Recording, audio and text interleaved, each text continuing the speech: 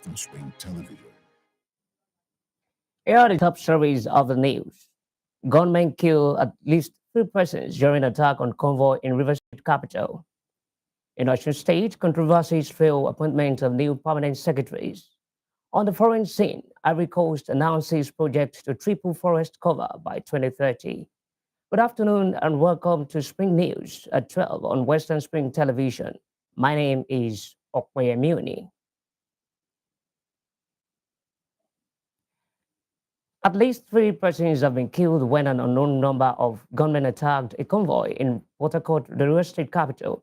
It was gathered that the incident took place at the Rumokoro flyover in Obiakwa local government area of the state when the assailants ambushed and attacked a convoy of Toyota Prado jeeps and opened fire.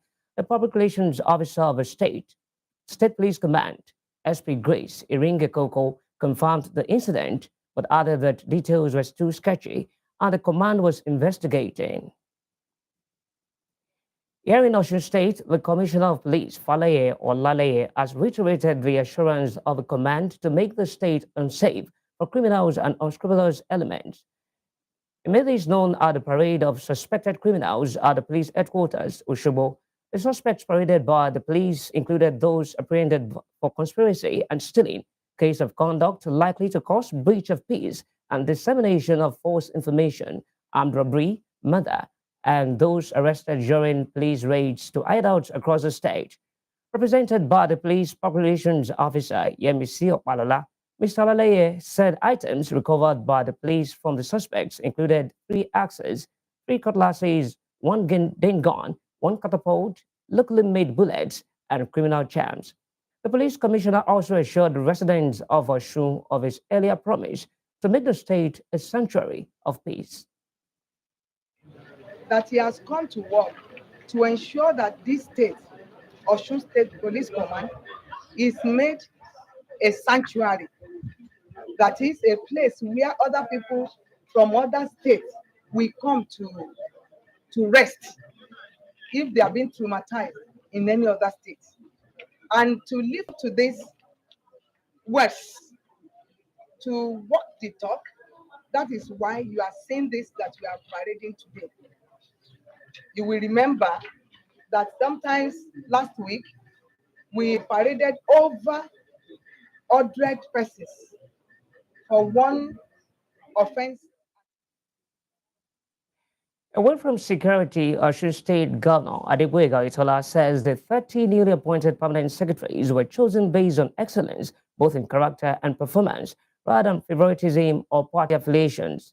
The governor made this known at the swearing-in ceremony of the appointees, which took place yesterday at the Local Government Service Commission or Abere in Oshobo, the state capital. According to him, this was part of his promise to put an end to the use of coordinating directors in ministries, departments, and agencies, as well as restore the civil service to its pride of place. Governor Itola tasked the new permanent secretaries to consistently imbibe the principles of strategic thinking, planning, and prompt implementation while rallying their subordinates to embrace same and global standards for optimal results.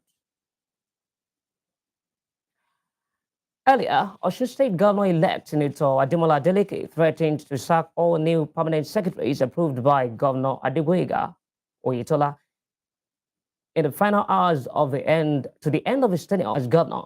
In a statement by his spokesperson, Olawale Rashid, the governor-elect affirmed that taking such appointments at this last minute indicated the readiness of those directors to exit the state service.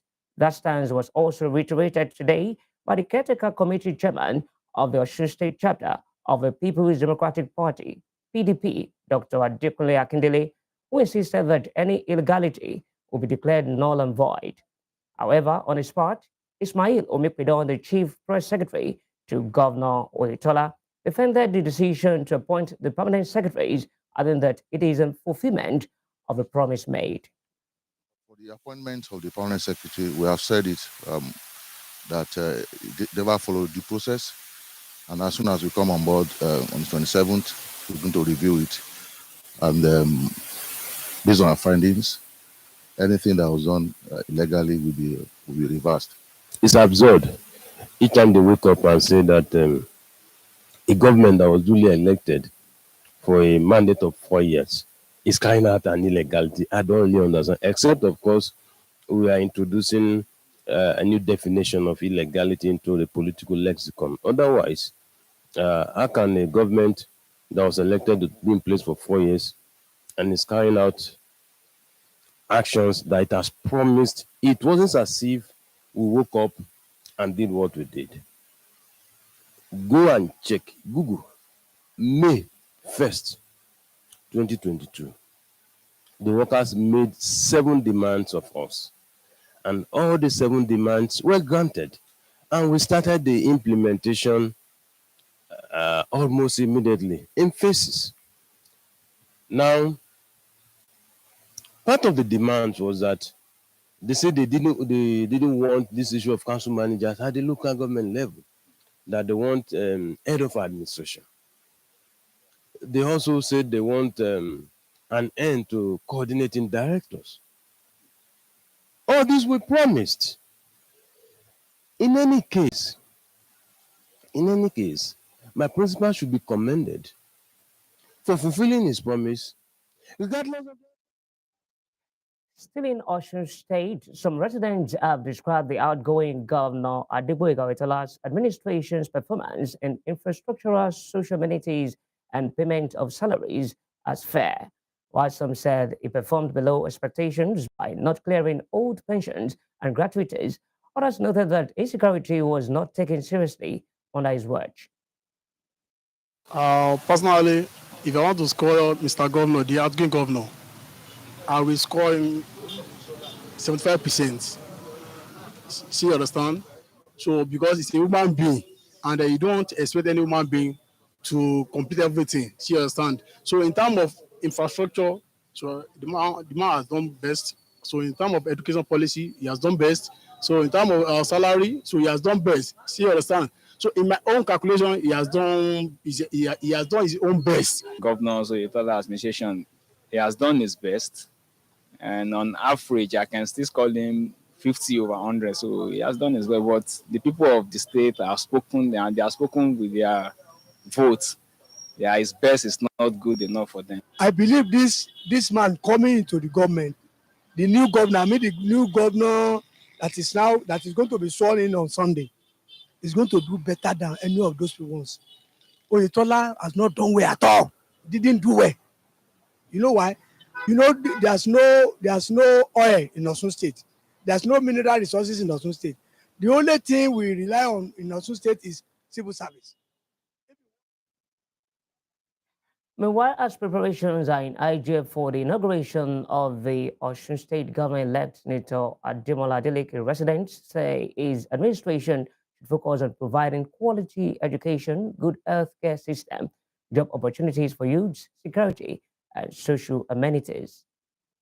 The incoming governor, Adeleke, should bring more job opportunities into Osun State for youths. We need jobs, I beg.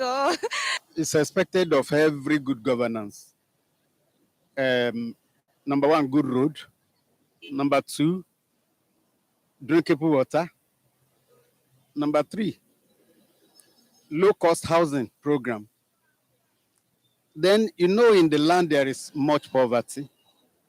So whatever the government can do to at least alleviate the poverty is below zero level. So whatever the government can do, whether incoming or outgoing, so we will appreciate it. And security. My expectation basically is about on the youths, actually. Like, I would like the new governor to focus more on the youths, basically on entrepreneur, like helping those people that has handwork, like all this stuff, so that establishing them more, it will help us better. For the incoming administration, more emphasis should be placed on education and employment of the youth. It's because the youth are not employed. That's why they engage in various vices. And I believe if the new government is able to do that, then the problem in the society will be fully solved.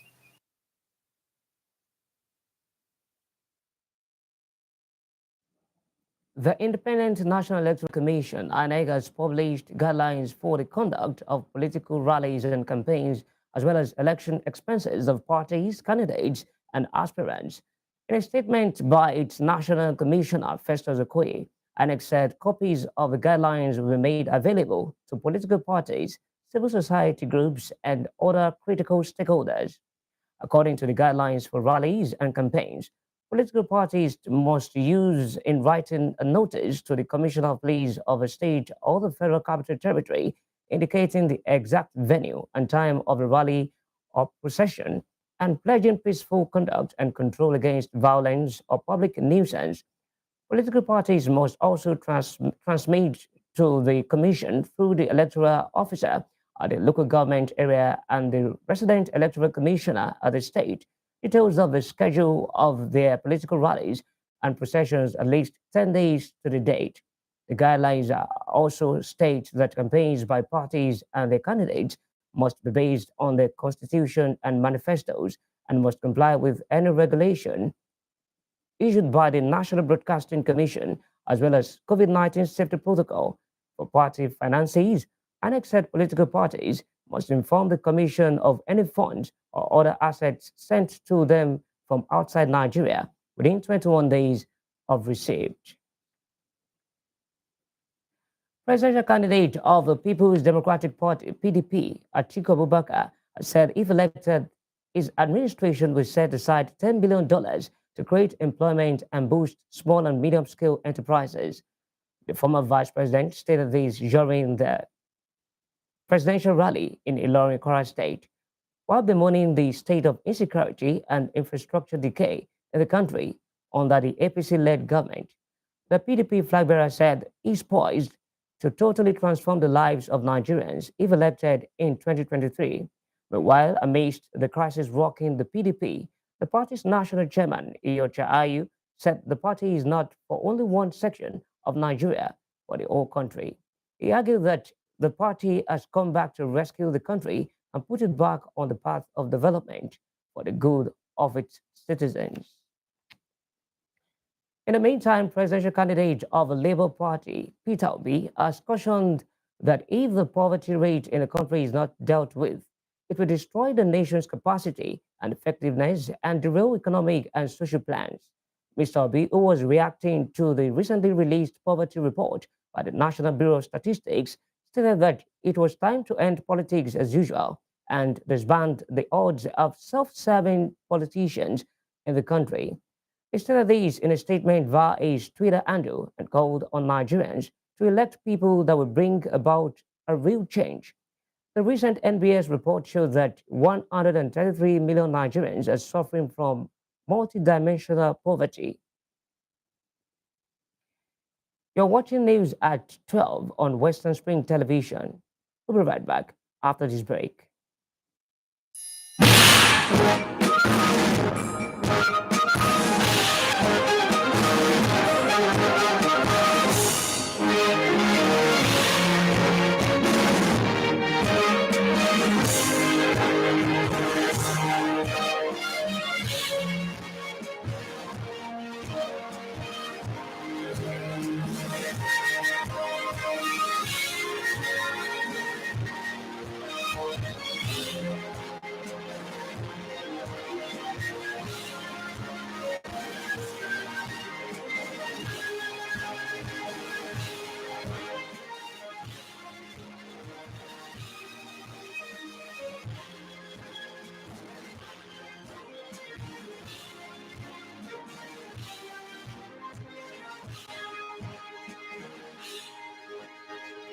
Western Spring Television, ours it is.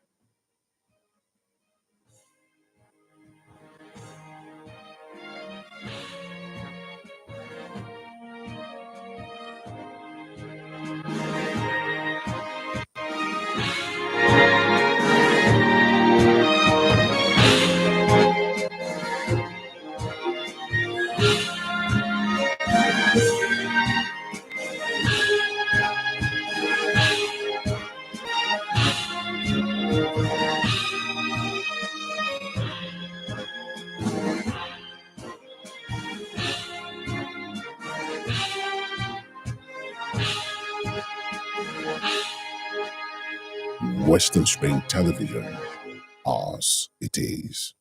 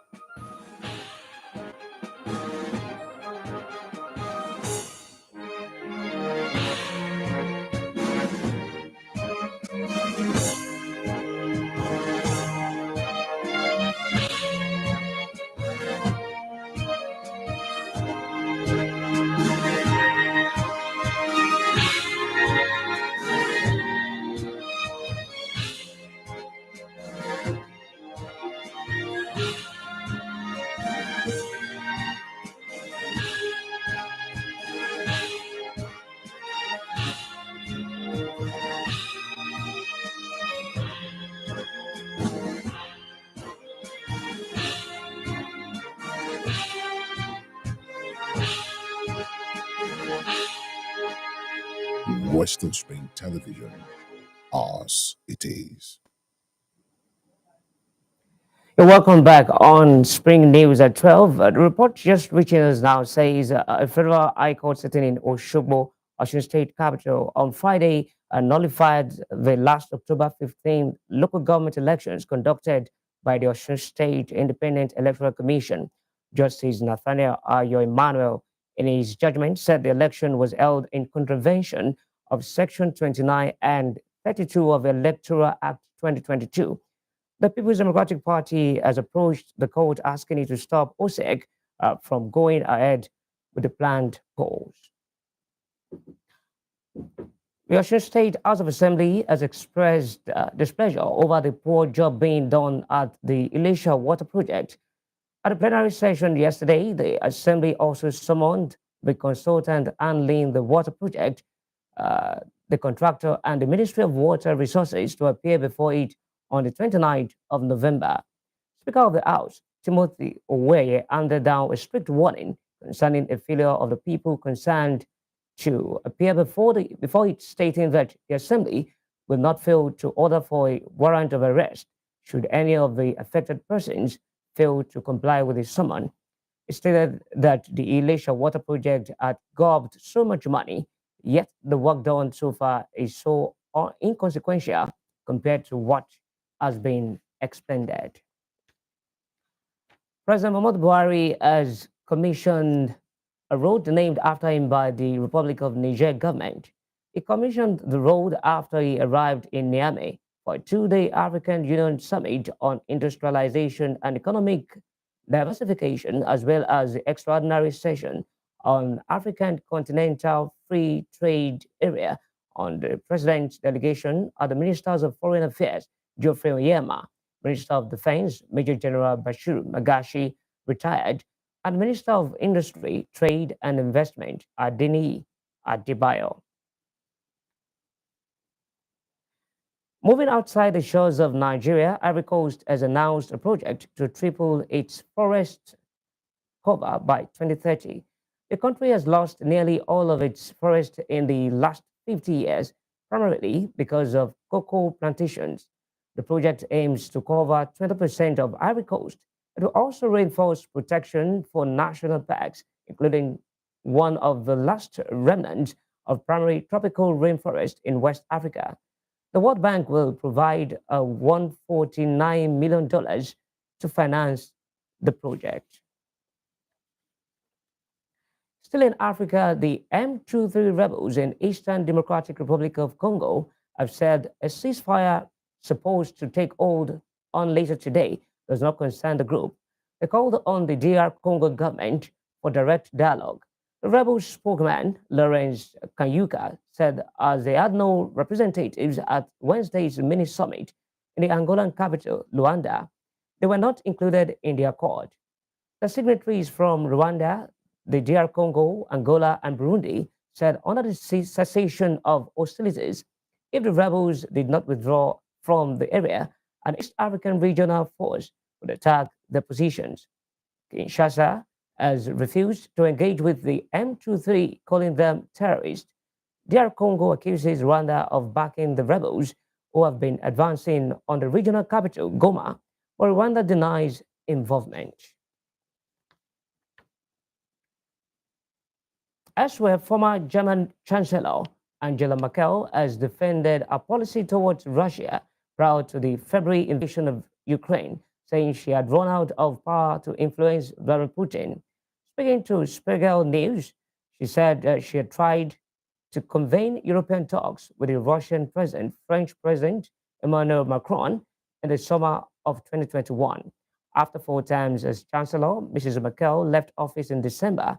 She paid a final visit to Moscow in August 2021 and told the German news magazine that for Mr. Putin, only power counts. Now to business. Talking business, the Ghanaian government says it is making plans to use gold to buy imported oil products amidst the country's forex exchange crisis. In a Facebook post, Vice President of Ghana, Mahamudu Bawumia, said the high demand for foreign exchange by our importers in the face of dwindling foreign exchange reserves has resulted in the depreciation of the cedi. He added that the demand has also led to increased cost of living with higher prices for fuel, transportation, and utilities, among others. The vice president, however, said the government is putting up a new policy to allow gold and not dollars to be used for the exchange of oil products. Earlier, Ghana's President Nana Akufo-Addo presented its 2023 budget proposal of $1.46 billion. According to him, the country's 2023 budget would increase domestic revenue, promote local production, and streamline expenditures. Ghana is currently facing economic woes and seeking a relief package with the International Monetary Fund, IMF, to combat it. Elon Musk says Twitter will provide a general amnesty to some suspended accounts from next week. This came after he started a poll on Wednesday asking Twitter users whether accounts that had not broken the law or engaged in spam should be led back on the social media platforms. Several accounts, such as that of former US President Donald Trump, have already been reinstated by Mr. Musk. The world's richest man bought Twitter for $44 billion last month. Now to some sports stories. Rivers United will know their group opponents in the CAF Confederation Cup on the 12th of December. The draw was initially fixed for November 16th, but was later postponed by the Confederation of African Football, CAF. CAF announced that the draw ceremony will now take place at its headquarters in Cairo, Egypt next month. Rivers United booked a place in the group stage of the competition following a 6-1 aggregate win against Al Nassr of Libya. The Port Harcourt club initially campaigned in the CAF Champions League before dropping to the CAF Confederation Cup. Neymar appeared to be in tears on the bench at the end of Brazil's opening World Cup win over Serbia after being substituted with a sprained ankle. Brazil's team doctor confirmed the forward suffered the injury and that it will be reassessed today. For Brazil head coach, Tite insisted that Neymar would continue playing in the World Cup. The 30-year-old was replaced in the 80th minute of last night's 2-0 win after a heavy tackle from Nikola Milenkovic. He started with his face covered while receiving treatment, and pictures showed his right ankle was heavily swollen. Brazil faced Switzerland in their second Group G game on Monday. Before we end the news, here's a recap of our top stories. At least 3 persons have been killed when an unknown number of gunmen attacked a convoy in Port Harcourt, the Rivers State capital. Osun State Governor Adegboyega Oyetola says the 30 newly appointed permanent secretaries were chosen based on excellence, both in character and performance, rather than favoritism or party affiliations. The governor-elect Senator Ademola Adeleke threatened to sack all new permanent secretaries approved by Governor Itola in the final hours to the end of his tenure. And on the foreign scene, Ivory Coast has announced a project to triple its forest cover by 2030. That ends Spring News at 12 on Western Spring Television. I am Okwayemioni. Thanks for watching.